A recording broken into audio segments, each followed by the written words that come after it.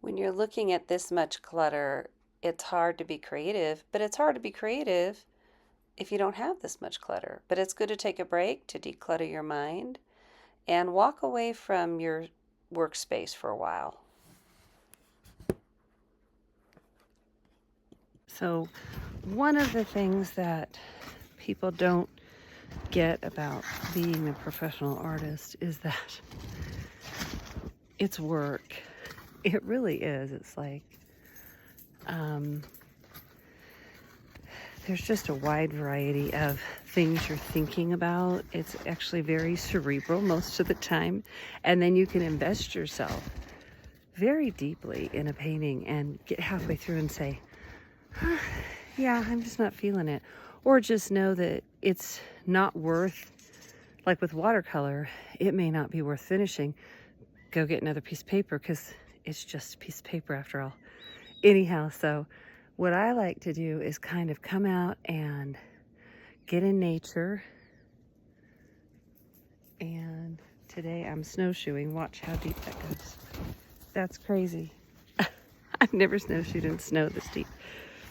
But anyhow, I just like to do something physically active, go to the gym, go for a hike, then come back and my brain is fresh. Now, you could be practical, you know.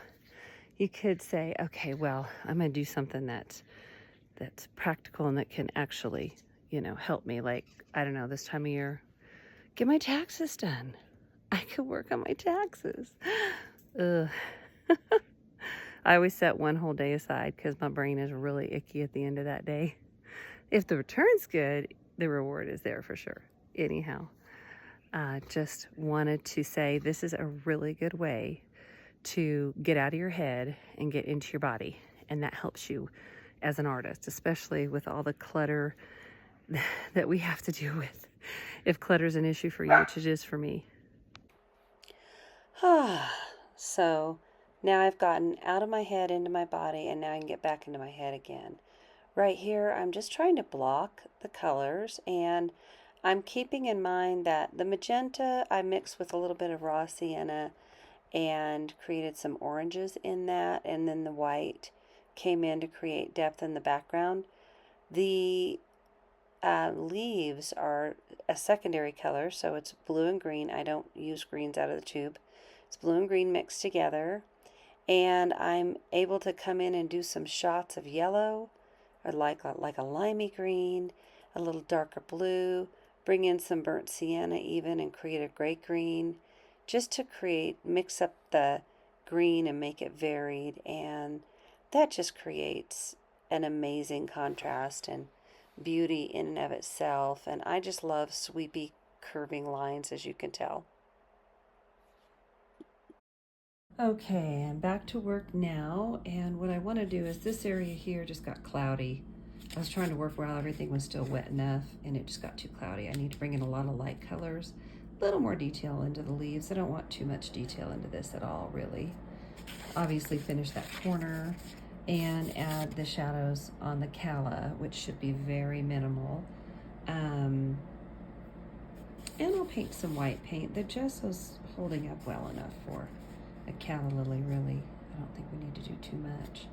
But anyhow, got my new buckets of water, got my brushes clean, ready to go, and then I've got a bucket coming in today, and if it comes in time, I'll add it to the video. But these are, crappy buckets, but there's the old ones, the old glass jars with the spring barrel in the bottom, and oh my gosh, that's what I've used for years, but it's in storage and I moved recently, so I just don't have that handy.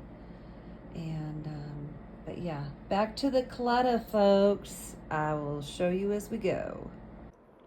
While I'm doing the detail work, which is very left-brained, so it's kind of like a ticker tape list, I get to remember my moment outdoors and enjoy. This is just a courtesy demo, not a full lesson. The goal is to mix to match these colors enough so I can start correcting that area. Okay, so I'm going to come in here I'm just going to show you a little bit because I don't have this thing anchored down. It's kind of hard. But I'm going to get a little bit of that just straight magenta going, because this is going to be the focal point right here. And I want to make sure that this area isn't crappy looking like that.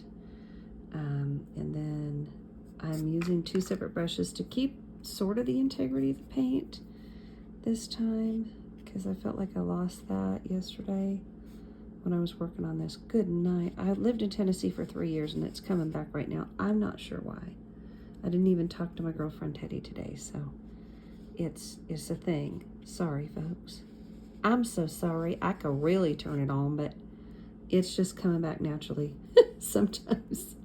Maybe when I'm concentrating, I don't understand it. Okay. And then now it's kind of too linear. So I'm going to come in here and break that up. And then come in over here. I'm going to get a detail brush and just kind of tighten it up. But that's already looking so much better. Look at that. Yippee-ki-yay, buttas. Okay. All right. So get your paint on. This is so much fun, guys. It definitely makes you think, but it's so much fun. Okay, so I'm going to rectify this with just a dry brush right now and a little extra light pink. And then I'll come back and show you. Okay, and the background is done. I resolved in here, up in the corner, and then I just blended a few places together once it was 100% dry. Back and forth. So the predominant is white right now. And you can see now you can shape it with a soft shadow. And I want to leave that white lip there because the calla lily does do that. Now I'm going to wipe everything off this brush. Okay, and go get just straight white from this end here. Make sure that your brush is dry. You do not want to go over dried paint with a brush that has water, too much water in it, because it will loosen, it will degrade the paint underneath, and that's a bad thing. That's a bad thing. Okay, down here, this is actually going to be more yellow down here, but I'm going to give it just a little bit of white. And look at my boo-boo. You see my boo-boo? I'm going to lift using a clean brush, and voila, boo-boo all gone. Then I'm just going to take a little white and get into that detailed area. Once this dries 100%, I'll do the center part of calla lily. So I'm unhappy with how yellow that is, so I've got to cover that up, lighten it at least. I'm going to bring in some pink shadows down here, just like I did up here. The stamen needs a little more reinforcement because you could see the pink coming through there, which is fine. What I could do is actually just blend some pink up into it a tiny bit. And then the leaves, and I'll be all done. Okay, so now I'm going to try and add some highlights over here. I didn't have many. It seems scary at first, but it will work. Trust the process, or trust me, or whatever you need to do to get through this. Look, you're taking it so personal. I just want, I don't honestly, I'm not a light source person.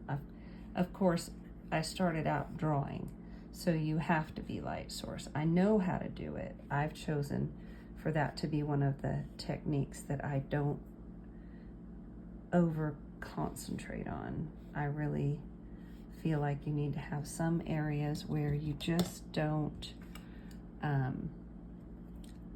you don't agonize over, So now I'm gonna need to hold this down while I do it, but I'll get back to you in a minute. Okay, so some paintings you can think to death, and so I'm just gonna put my signature on it and call it a day. There's a lot of those strokes that are intuitive, and when it comes to watercolor, I teach technique, and I really think through, how did I intuit that? What was I thinking? And I'm able to pass a lot of that on. With acrylic, I'm not quite there yet. I've done acrylic for years, but primarily watercolor. So happy painting, everybody. Thank you so much for watching, and I hope that you join me for more art adventures at Declutter Fine Arts.